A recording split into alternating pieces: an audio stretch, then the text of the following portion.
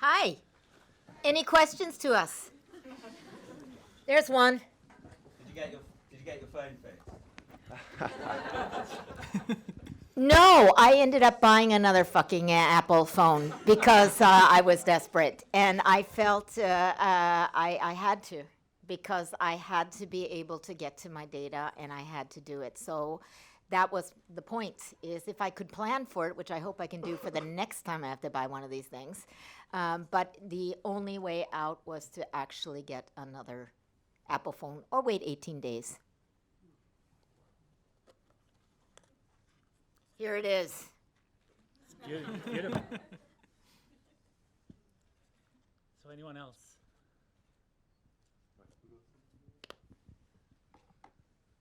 Okay, so this is mainly a question for Roelof. Is that Yeah. right? Yeah. You talk about kind of open innovation and open design and that being an important feature of the economy. How far do you think we can go in that respect? Can you imagine almost every product we use being as part of this process? I think it's kind of like more going back to where things were before we started to have like massive corporations, right? I mean, this is the natural way of building things in a community setting, going back all the way to the bazaar where you had markets before they became privatized by, the rich king said, oh, wait, we have to find a way to tax this, let's make guilds. So people became professionalized and had to be part of the guild. And there's a long, long origin, right? I mean, so it really goes back to the model of like, people live in communities. The local essence of where you get your meaning from is in your neighborhood, right? In your community with friends or whatever. So let's try to also produce in that community, which means you also take the decisions about like what makes sense in that community to have there. But then we have the internet, right? We have all these amazing things. So why not use digital technologies then to also share things and make things more easily accessible, which was the original dream of the internet, right? And adaptable. And Because adaptable, yeah. for different contexts, the same thing can be used in multiple ways. Yes. And so that if it's open source, then you can have the potential of adapting it to the... Yeah. And then it's still not enough, right? So then the fact that you have your designs online doesn't mean that anybody will be able to use that, right? Because you still like, which is I think the problem also with open source is like, oh, I just put it online, I just make it open and that's enough. Now anyone will use it and make it possible. That's the one problem, like finding ways of having local maker spaces in every corner where people not only can make, but also have a network or community around helping people to make.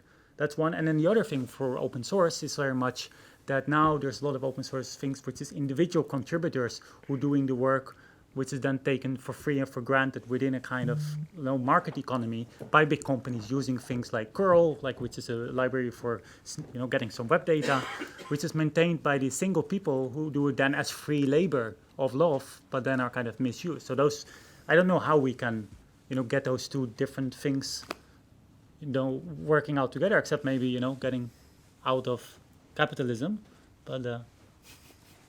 Well, speaking of that, I have a comment Out of about that. capitalism? Yeah. I was fortunate enough to go to the European Forum in Alpbach this year, which is basically Davos for the Austrians. And I was also fortunate to be able to sit with Lord Stern, who wrote the Stern Report, and Jeff Sachs, both of them economists, both of them incredibly humble of everything they knew from Milton Friedman's time, and saying that the biggest danger to planetary survival and to humanity is, in fact, capitalism.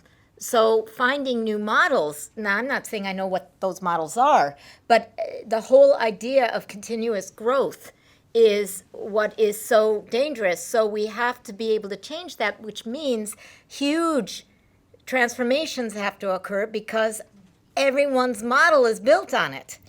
So it's not, I'm not saying this is going to be easy, but just hearing them both kind of collapse and admit that this isn't working. We know these models don't work, and they will not work if we want to create a sustainable planet, and the economic models won't work. Yeah. So, yeah. Sort of like interrupting you there. It's okay. Yeah, it's going to be the longest answer ever. but I just Thomas Ilan Eriksen at University of Oslo. He he's a great guy, but he has done this 5-year ERC-funded project called Overheating, where he had anthropologists placed all across the world in different places.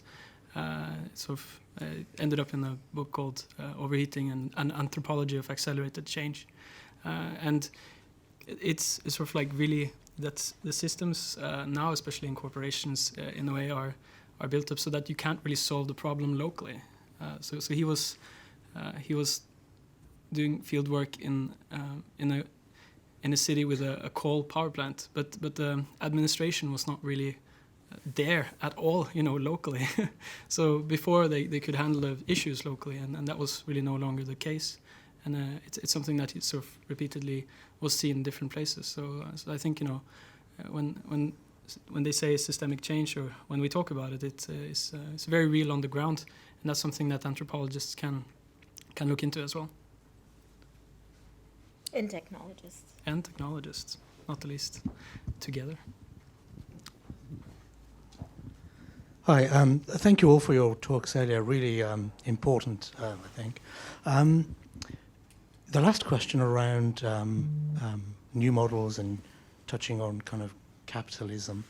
I'm not an expert in economics or anthropology, but some questions really can come to mind, like the resources in the earth are limited or being refreshed by the sun at a finite rate.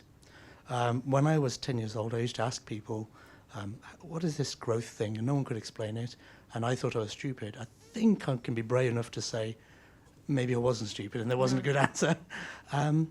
But in asking about replacement models and suggesting things like localism and community-driven kind of manufacturing and so on, there's a vulnerability, which I hope is not there, but I'm thinking there might be, which is there will always be someone who undercuts the model, there's always be someone who's greedier, and that's, in some people, a human nature, a human characteristic.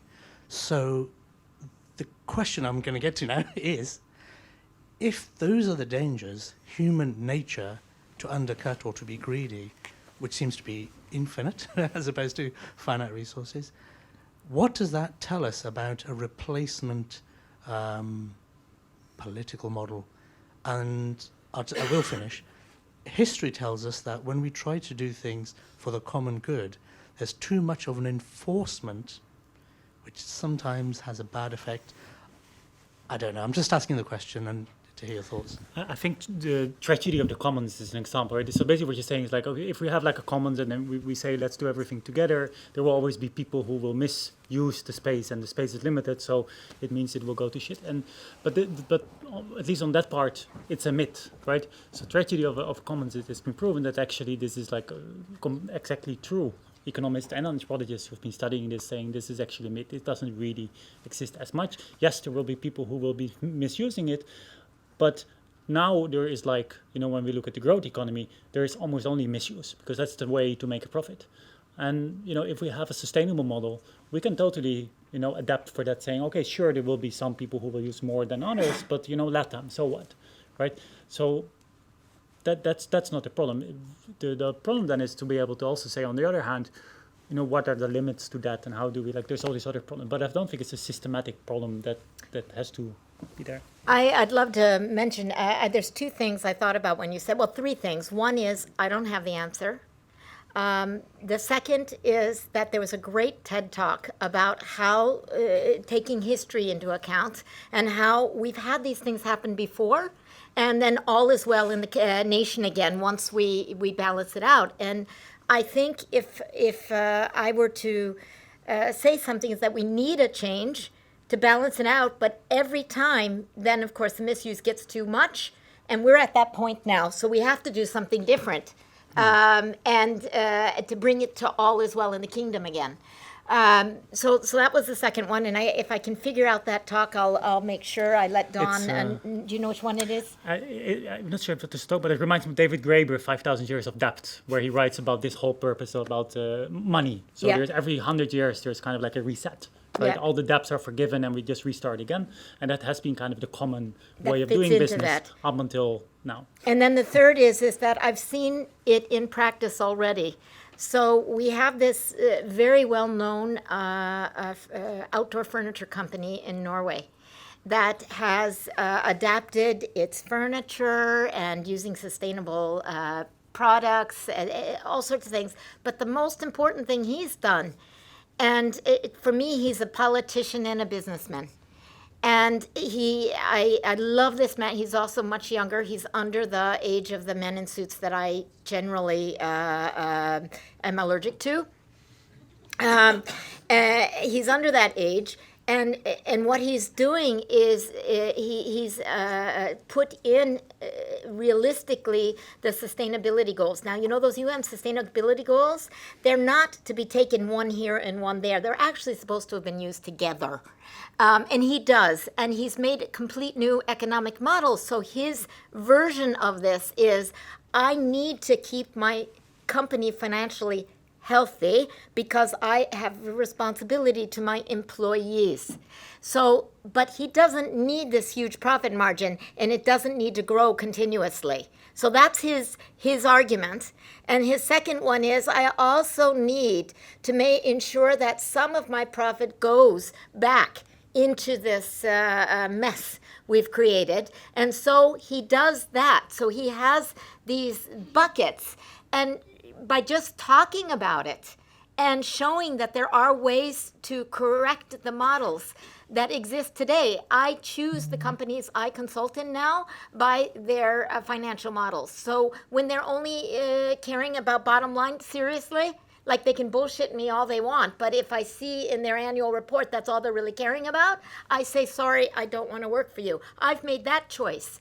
But we all make choices. And it's up to us to pressure, too. Why do you work in a company and say, oh, no, I don't dare because I'm right in the middle of it, and I don't dare because then I'll lose my job? Maybe that's a good thing you lose your job and you can do something else. But we all, every one of us, we have to be held accountable to this. I worked for some of these companies. I'm not saying I'm free from it. We're all bearing that burden with us. So how do we mitigate it? And we're all going to have different strategies, by the way, in this room. But I believe in the power of that sharing to come up with new models. And then we test the new models until we find the new models. Instead of, oh, shit, capitalism isn't a good model. What are we going to do? And yes, there are lots of greedy people out there.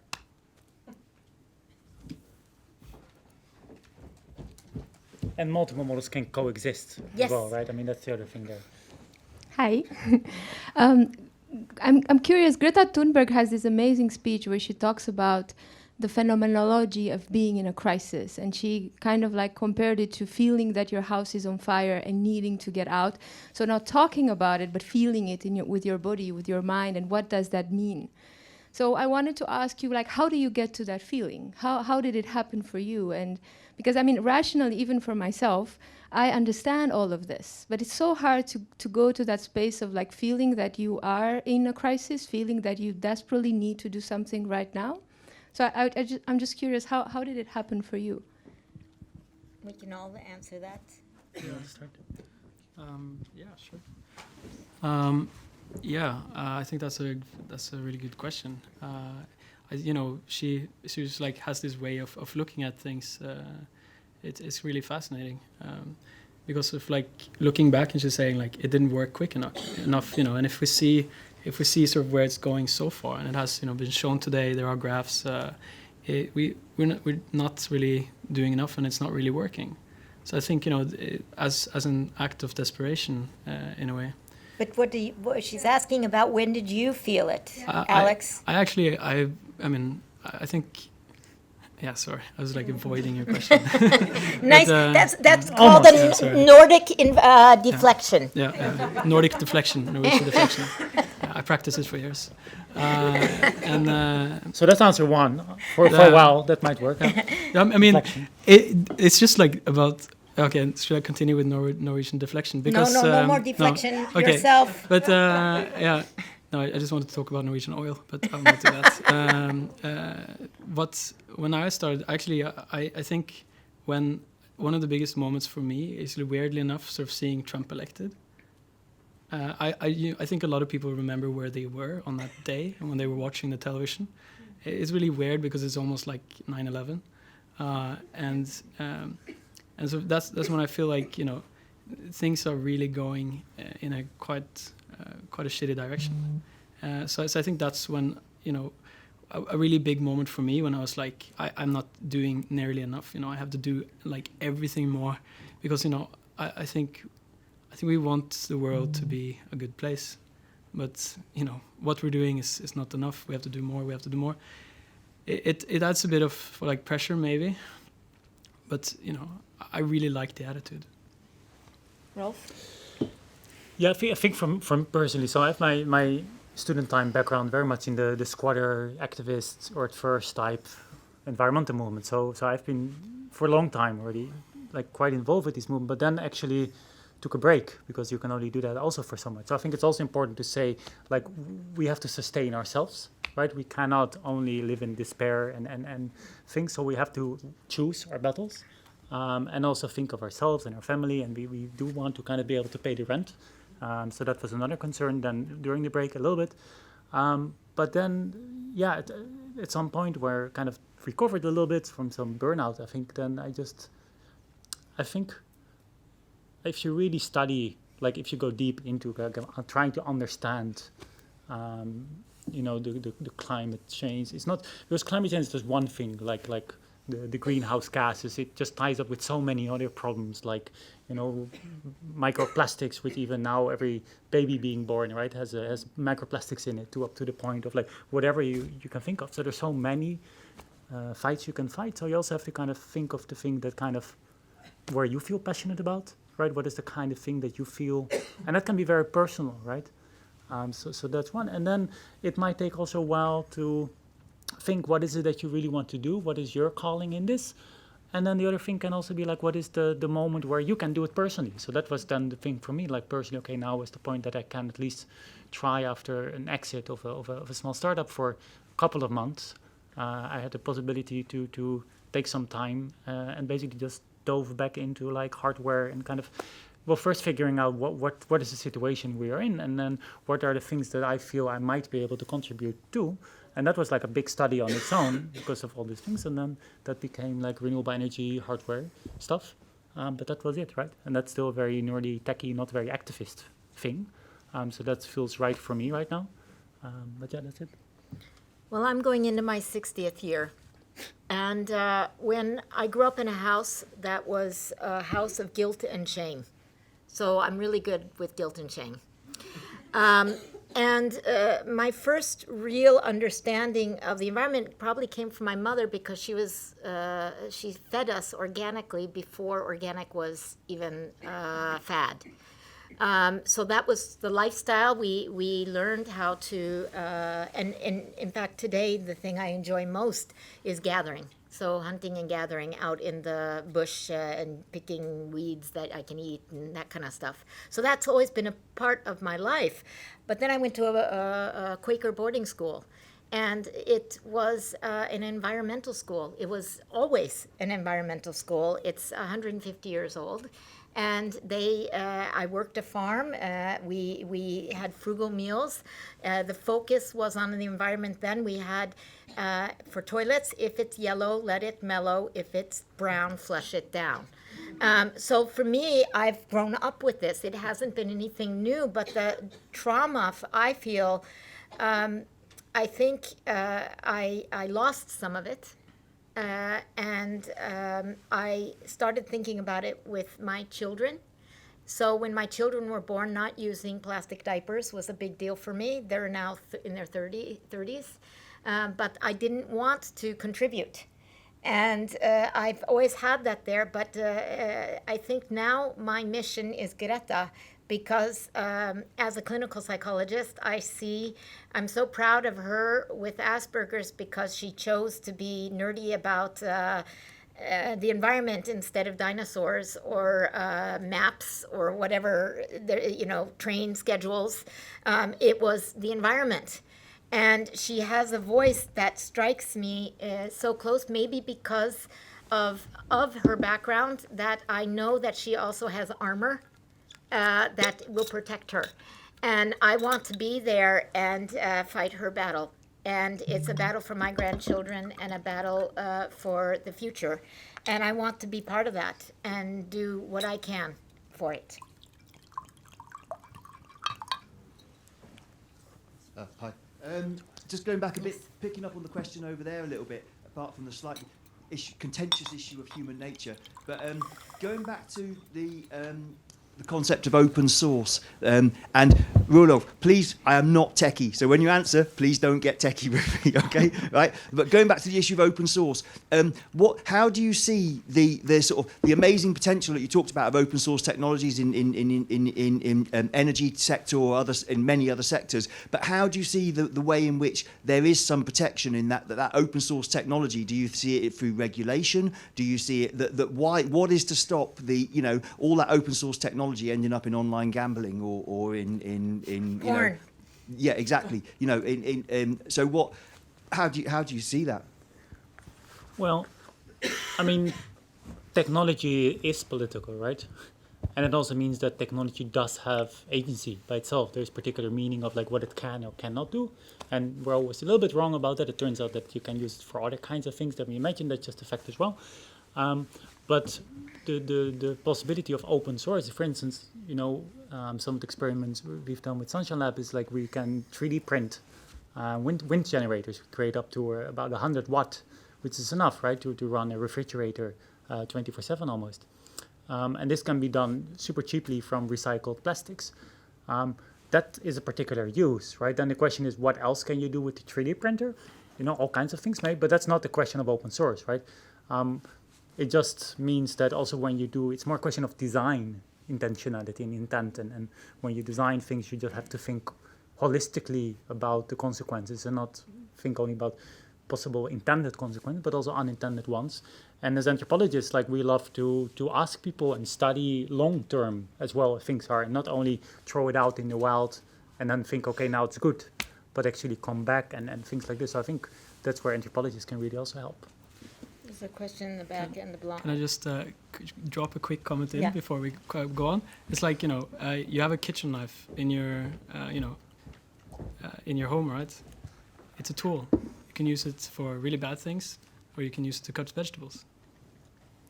Well, but a So gun, it's not, right? I know. You can To make use a gun. you can use a gun It's to an open a extreme door, but it's not necessarily the best way. I mean, it still has some intentionality of mostly killing or. Not necessarily just people, though. Yeah. Yeah, Roelof, I have another question to you that relates to the discussion about design. Because I do a lot of research on basically the interplay between design and the consequence on valuable knowledge production, and valuable in a definition that definitely exceeds monetary value. But I'm really interested in this translation from all the messy reality into this product, because for me as an anthropologist, it's really interesting and easy also to argue what should be done differently, because I think we can all agree that we should do things differently.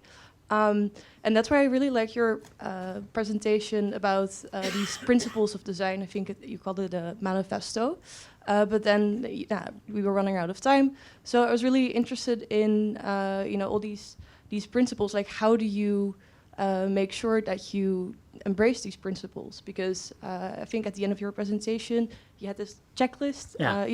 Can you tell me maybe a bit more about that? Because it's easy Sure. for me to argue what we should do, but how do you do it? Yeah, so that's why the principle of being open is super important. Like you just share it to as wide an audience as possible online, where everybody can inspect it and hold you accountable, and anything with other people are doing accountable, which also means that it's guarded against misuse quite more easily, right? Because you can have, like just as a conference, we have particular rules about how we want to behave. You can do that within such a framing of a platform, even within a license as well, of the terms of use. I think that's the main way. And then the other thing is like, the anthropologist in me would say, like, try to, portray the viewpoint of those you pretend to work for or represent, and that means it's up to the people themselves. And that's kind of where most of these principles then come from. It's not necessarily these principles are useful from top down, but it's more about if you want to do like really let's call it human or people-centric design, right? From the people, let's say, like, what is the easiest way of doing that you can represent it, making, well, first of all, making technology understandable, so you keep it simple, making things modular, so people can pick and choose what they want, but also start small and easy, like startups type lean methodology, we can really use that there as well, where we can say, okay, let's just start small as an experiment. And that's kind of where these principles then come from. And I could easily come up with like 10 others, right? It's not that these are the principles. It's just a way of thinking about these things, I think. Yeah. Hi, I'm not an anthropologist. I'm a professor of design, and I teach the making of designing and making of objects and artifacts. And I have to say that I'm hugely hopeful and excited about the way that we are teaching students, both undergraduate and postgraduates, taking on responsibility. Every year I do a project using the UN Sustainable Goals, and the students are looking at that, they're understanding that whole process. They're fully engaged with this whole idea of open source and using the desirable, beautiful, usable processes that IDEO kind of come up with on that kind of aspect. So, and of course, because we are teaching them, I'm teaching them to make objects and artifacts, we're looking in about where the materials come from and the importance of, for instance, if they're making something in clay, that they don't have to fire it, they just have to kind of think about how their processes are. And I just wanted to say that, whilst there are some sort of doom and gloom things, people are still going to make things. And I think one of the things that I think we just, I say, I'm sure I'm in the right scenario or forum for this, is that we actually have to appreciate the making of the objects and artifacts. And I also teach in product design. So that whole idea is that, and I really enjoyed this conference, but it's a lot of it, what's in your head and how that works. But we need to make sure that we've got these skills going on, and they're still going. Yeah, the hands and the importance of this, because we're coming back to that idea of touchy-feely aspect. Anyway, end of my lecture. I'd love to comment that for 3 things. So I was in it. It fits to Corina's question, because when I was 15, I was given a book by my art teacher, which was about keeping my hands in the earth. And when my students, who all want to do digital work, don't understand why they're making something in clay or something else, it has to do with the mind. It has to do with our brains and all the research. And this, why do I know it? Because I'm interested in these things, and I'm not sticking to one discipline. And it has to do with the neurons in our brains when we're making with our hands. It's different than when we're typing on a computer. And so always I tell my students that they always have to keep their hands in the earth in some way, whether it's making with wood and clay, I don't care. But they can pick and choose, but that is such an essential piece of being both human, but also being an animal on this planet. And if we don't do that, we step too far away. And then we start calling people users, like Rolf was saying. And by the way, I don't think any of you woke up this morning screaming, "Hallelujah, I'm a user." So that's why, because we aren't thinking. And I think like digital technology, while wonderful as it is also an easy way of distancing yourself from the physical work. So it's actually, I also teach design sometimes, and it's a very different relation with making, right? Like even when making electronics is different than doing like art and craft, and so I fully agree. So yeah, I think there's a lot of things to learn from design as a discipline, especially more the craft. The craft is important. Yeah. Yeah. You give me a really lovely segue. I think somebody once said, "Are we clever? Are we wise because we have hands, or do we have hands because we're wise?" I think we're wise because we have hands. Anyway, the segue. I wanted to try and bring it back to AI, and I want to sort of talk about. People asked, somebody asked how it was you came to realise that this is what you wanted to, that you felt passionate about. You wanted to do something about, and I think things like the environment, we're all beginning to get a very visceral understanding, bodily understanding of the environment. But I've been struck in doing research with people about kind of AI and what they understand about it, that understanding is very, AI is incredibly inscrutable. You know, I've met people who think that there's somebody at Apple that categorizes their pictures by faces for them each evening, you know, or drilled holes in Alexa and put it in the swimming pool because it started playing noises of people having sex, forgetting that, of course, it's all up in the cloud already. In other words, the understanding of this stuff is still not there. And so my question would be, how do we give people a visceral understanding of AI and of data? Because it seems to me that, at least consistent with my manifesto around the body, that's the driver of real understanding, not just a rational understanding of, shit, there's a graph, we're all fucked. Yep. Okay. I was asked to start this off. And, you know, I think we're still sort of on the topic of education here, right? Just a really cool project that I want to mention is Elements of AI. Not Element AI that was presented earlier today, but Elements of AI, as in like the Finnish course on artificial intelligence. So they had this audacious goal of like having 1% of the Finnish population take the AI course, and they managed to do that. Like that's 140,000 people, right? That's pretty crazy. But they did that, and you know I think that's that was a MOOC, or like a massive online open course, right? And it's amazing. I've taken it, and it's like it's so cool and it's so well designed. But I mean, like, of course, I wish they did that with sustainability first. But still, you know, there's some amazing potential there. And, you know, Sweden is now competing against Finland. So they just announced sort of like, but in Scandinavia, we have this rivalry between Norway, Sweden, you know, Finland. But a friendly, nice one. No. Not always. No. And so in Sweden, they're now competing on that percentage. And we're also trying to get Norway to sort of come into the competition. We're always a bit late. Always 10 years late. Always 10 years late. But we'll get there, you know. And but I think that's you know, one specific way, I guess. And you know, you can have a different conversation with someone once they have, you know, a more like foundational understanding. But maybe that understanding can be problematic as well, because, you know, artificial intelligence is sort of something that you have to unpack as well, because it's what Marvin Minsky, I think, called like a suitcase term. You know, people put a lot of different things into it, right? And then you are sort of left confused afterwards. I recommend reading his 500 Days blog. That's also another way we can learn, because he's really doing a great job with it. Yeah, I think and we also he's not my student, just so you know. I think we also should unpack, like, historically AI. Like, so I used to run like an AI company and had an AI consultancy, but then decided to mostly drop most of my AI work, mostly because I find it rather, most of the, not all, but let's say most of the time rather not very useful for society. And this has mainly not to do so much with AI or digital technology, but it has more to do with what we think of as AI, and it's the discipline of AI, also at academia.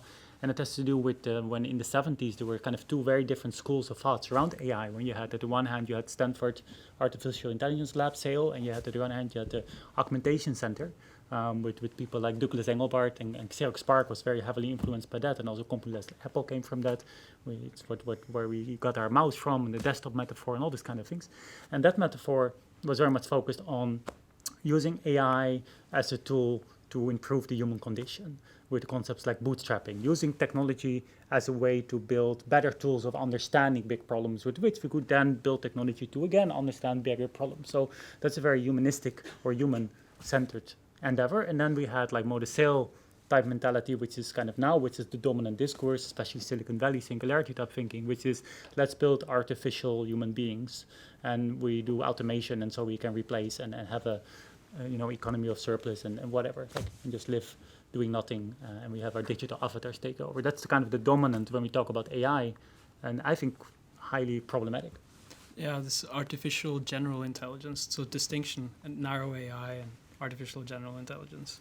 Anyway, sort of narrow AI, which can solve like very specific tasks, and artificial general intelligence, often sort of reinforcement learning, you know, an algorithm, and then you train it on a data set, and then you apply it to a lot of different situations. So I think, you know, it's tough, you know, to sort of just, yeah, anyway. Hi, I had a question. Do you think the voices in these discussions, particularly around ecology and climate, and then technology and AI. Do you think they're diverse enough? How do you think we can democratize these conversations more? Like this? No. Or the decision making anyway? Well, I think it's a really good question, and there are a number of issues. One is that it is democratized already. So it's a matter of searching. That's how I connected to Alex in the first place. So it's the availability is beyond. If anything, it's a problem of drowning in data and thirsting after the information you're looking for, right? Because it's there in this amazing democratized world. But the real challenge for me that I see is the way in which politics has played out in the last 10 years, the downfall, who's speaking for the people and whose responsibility is that, and where I think we as individuals, groups of individuals, communities of individuals need to start standing up and saying what it is we want and expect and have a voice.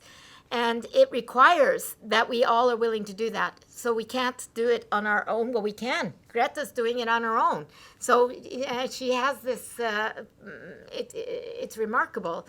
But if she can do it, back to what we said in our talk, it's up to us. So we can sit and talk like this, so we can start doing.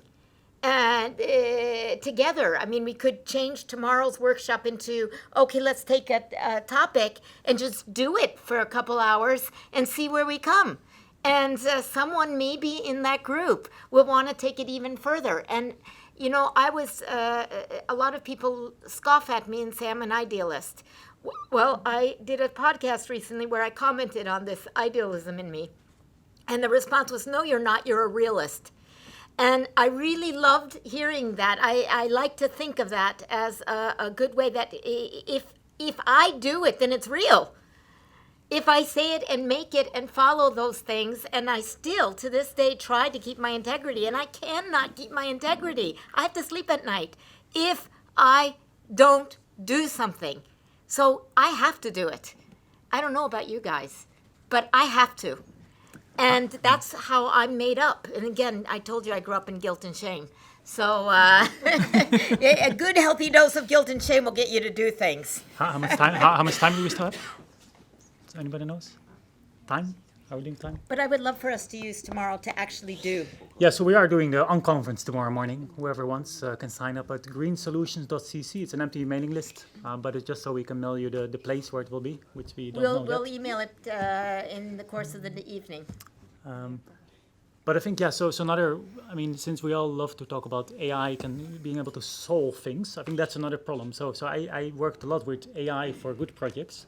And so we can do things like predicting deforestation. That's great, right? So we have a better insight from satellite imagery where deforestation is happening. Then we still have to people have to go there and think about how can we now solve the deforestation. And I think that's There oftentimes... are people doing it. And there are people doing it, but I think that's oftentimes then the thing that kind of gets... that's for other people to deal with. And so we have to, yes. So I think we have to find, and that's where multidisciplinary thinking can also help. We have to find coalitions of people where we together can do the whole thing and think about it, because this reinforces also what we develop as technology, right? Yes. We have to end now. Dawn gave us the time's up sign. She said, shut up. Good. So we'll shut up.